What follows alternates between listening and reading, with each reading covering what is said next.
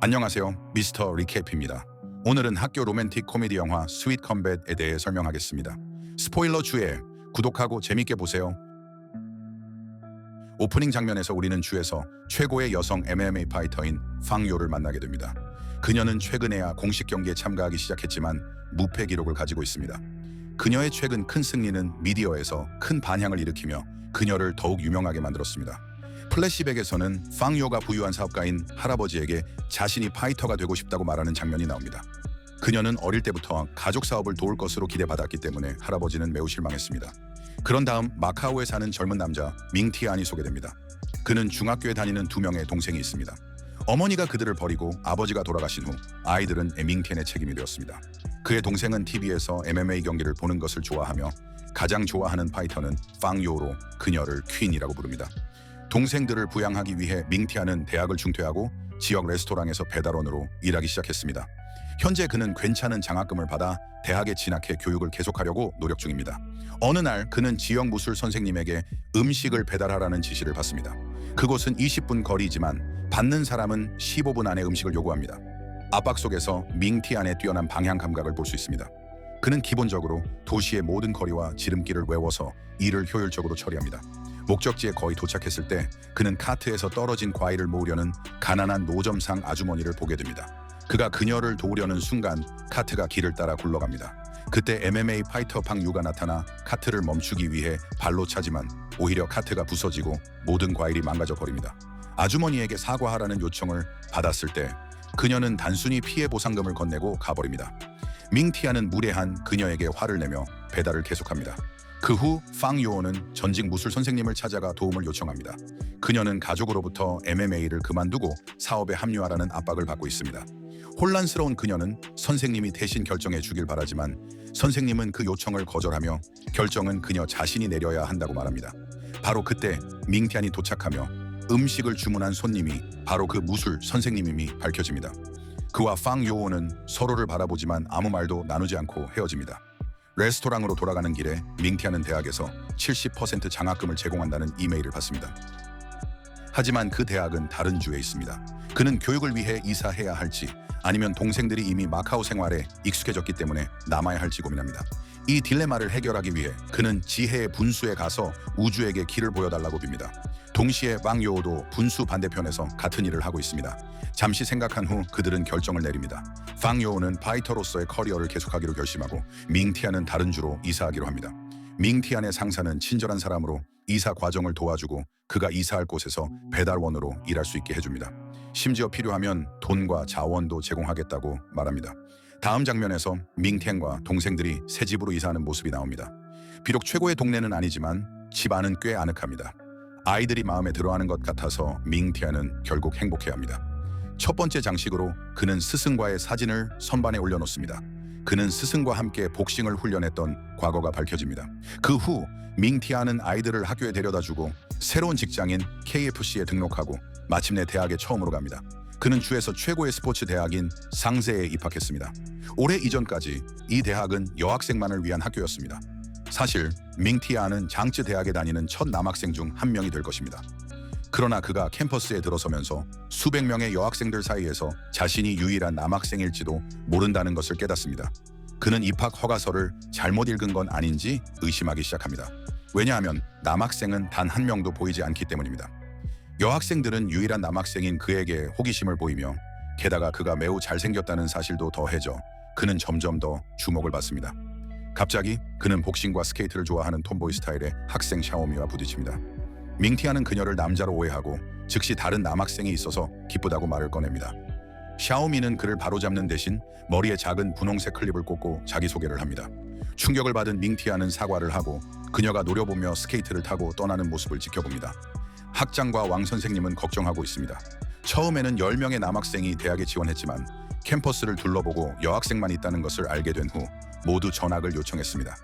현재 밍티안만이 남아있습니다. 학장은 왕 선생님에게 그가 만족하여 떠나지 않도록 무슨 일이든 하라고 지시합니다. 그들은 대학의 지평을 넓히고 싶어하며 남학생의 존재는 그의 큰 역할을 할 것입니다. 밖에서는 여학생들이 밍티안 때문에 난리가 납니다. 그들은 그의 길을 막고 분명히 필요하지 않은 도움을 제공합니다. 한 여학생과 샤오미는 누가 밍티안을 교장실로 데려갈지 다툽니다. 그가 그들을 속여 다른 방향을 보게 하고 그 틈에 도망치면서 싸움은 끝납니다. 그 과정에서 그는 팡유와 부딪힙니다. 그는 그녀를 마카오에서 만났던 무례한 여자아이라고 바로 알아봅니다. 그녀는 실수로 가방으로 그의 손을 베고 반창고를 사도록 돈을 줍니다. 밍티안은 그녀의 물질적인 태도에 화를 냅니다. 그는 사과를 요구하지만 팡유에게는 돈이 사과보다 중요합니다. 떠나기 전 밍티안은 그녀를 예의 없는 괴물이라고 부르며 이는 팡유의 어린 시절 트라우마를 불러일으킵니다. 플래시백에서 팡유가 그날 카트를 걷어찬 이유는 길을 건너던 어린 소녀를 구하기 위해서였음이 밝혀집니다. 그녀의 의도는 순수했지만 그것 때문에 노점상이 손해를 보게 되었습니다. 교실에서 밍티안은 여러 여학생들 사이에 앉아 분명히 불편해합니다. 여학생들은 그를 쳐다보지 않을 수 없지만 그는 그 관심을 좋아하지 않습니다. 한편 샤오미와 팡유는 대학의 복싱 클럽에서 함께 훈련을 합니다. 그들은 복싱에 공통의 관심을 가진 베스트 프렌드임이 밝혀집니다. 샤오미는 팡유에게 무언가 걱정거리가 있음을 알아차립니다. 물어보자 팡유는 새로운 남학생의 독한 말이 그녀의 행동을 다시 생각하게 했다고 말합니다. 다음 장면에서 그녀는 집에서 다시 밍티안에 대해 생각합니다. 플래시백에서 그녀가 어렸을 때 부모님이 그녀가 여자라는 사실을 인정하지 않으려 했음이 밝혀집니다. 그들은 항상 아들을 원했기 때문에 그녀가 태어났을 때 그녀를 남자아이처럼 대했습니다. 그녀는 머리를 기르거나 여성스러운 옷을 입는 것이 허용되지 않았습니다. 그녀의 순수한 마음은 동생이 태어나서야 비로소 자신이 여자라는 것을 이해했습니다. 동생이 태어난 후에야 비로소 그녀는 드레스를 입을 수 있었습니다. 드디어 자신을 표현할 수 있게 되어 기쁜 나머지 그녀는 좋아하는 사람에게 선물을 주러 갔습니다. 그러나 친구들이 모두 그녀를 남자아이라고 생각했기 때문에 그들은 그녀를 괴물이라고 불렀습니다. 이 사건은 그녀에게 깊은 상처를 남겼고 여전히 그녀는 자신의 성 정체성으로 고민하고 있습니다. 한편 밍티안의 집에서는 동생이 잠자다가 일어나 허공에 주먹을 휘두릅니다. 밍티안은 그의 귀여움에 웃지만 그 여자아이가 동생의 아이돌이라는 사실을 깨닫습니다. 그는 팡유의 눈이 어머니의 눈과 닮았다고 생각하며 그것이 그날 그를 필요 이상으로 화나게 한 이유라고 마음속으로 생각합니다. 대학에서는 밍티안이 여학생들에게 끊임없이 시달려 공부에 집중하기 어려운 상황입니다. 학장과 왕 선생님은 그가 남기로 동의한 것을 기뻐합니다. 그러나 밍티안은 다른 대학으로 전학을 가려고 합니다. 비록 장학금 비율이 낮더라도 그는 그 길을 선택하려 합니다. 대학의 다양한 동아리는 그 대학만의 독특한 특징입니다. 학생들은 공부보다 동아리에서 더 많은 시간을 보냅니다. 동아리에서 그들의 재능과 기술은 다듬어지고 국제적인 수준에서 선보입니다. 어떤 여학생들은 복싱을 하고 어떤 이들은 태권도를 배우며 또 다른 이들은 체조를 합니다. 팡유와 샤오미는 복싱 동아리에 속해 있습니다. 신입생들은 모든 동아리를 둘러보고 가입하고 싶은 동아리를 선택하도록 권장됩니다. 둘러보는 동안 밍티안은 복싱 동아리를 방문하고 샤오미와 팡유가 싸우는 것을 목격합니다. 그는 팡유의 기술에 매료됩니다. 그 기술은 그의 스승과 매우 비슷합니다. 그는 그녀가 같은 스승에게서 훈련을 받았을 것이라고 추측하지만 그 생각을 접습니다. 여학생들은 밍티안을 자신들의 동아리에 가입시키려고 하고 심지어 그를 놓고 서로 싸우기도 합니다. 밍티안은 자신의 관심사를 무시하고 가장 회원이 적은 수영 동아리에 가입하기로 결정합니다. 그는 자신 있게 수영장으로 가서 뛰어들고 코치가 도착하기를 기다립니다. 하지만 이상하게도 수영장에는 여러 마리의 물고기가 가득합니다. 한 여성이 그에게 동아리가 회원 부족으로 해체되었고 수영장이 생태 수영장으로 바뀌었다고 알려줍니다. 이것은 밍티안에게 마지막 일격이 됩니다. 그는 더 많은 등록금을 내더라도 다른 대학으로 전학하기로 결심합니다. 그는 이 문제를 왕 선생님에게 이야기하고 선생님은 그에게 남아달라고 간청합니다. 심지어 그는 밍티안의 사진을 찍어 복대 건설 중인 남자 화장실 앞에 실루엣을 붙입니다. 하지만 이 영예는 밍티안을 붙잡기에 충분하지 않습니다. 그가 계속 요청하자 왕 선생님은 전학 절차가 매우 간단하다고 밝힙니다. 그는 양식을 작성하여 대학의 보관함에 넣기만 하면 됩니다. 밍티안은 지시대로 하지만 약간의 문제에 직면합니다. 그가 양식을 넣으러 갔을 때 대학의 첫 졸업생이라고 주장하는 여성들이 그를 막습니다. 그들은 대통령에게 비공식적으로 임명되어 밍티안이 보관함에 도달하지 못하게 하기로 했습니다. 훈련된 여성들은 그를 쉽게 제압하고 왕 선생님의 사무실로 돌려보냅니다. 선생님은 밍티안의 전학을 허락하지 않지만 더 매력적인 제안을 합니다. 그는 밍티안의 학자금 대출 상환 기간을 30년으로 연장하고 이자를 없애주겠다고 약속합니다. 밍티안은 이 제안을 받아들이면 무료로 공부할 수 있게 됩니다. 현재의 경제적 상황을 고려할 때 그는 이런 기회를 놓치고 싶지 않습니다. 하지만 수백 명의 여학생들 사이에서 유일한 남학생이라는 압박은 그에게 너무 큰 부담입니다.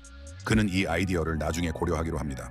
밍티아는 옷을 갈아입으러 화장실에 가지만 알고 보니 여자 화장실이었습니다. 그는 알몸인 팡유와 부딪혀 바닥에 넘어집니다. 두 사람이 말다툼을 하는 동안 샤오미가 난입하여 그들이 무언가 수상한 일을 하고 있다고 생각합니다. 두 사람은 그녀를 무시하고 밍티아는 자리를 떠납니다.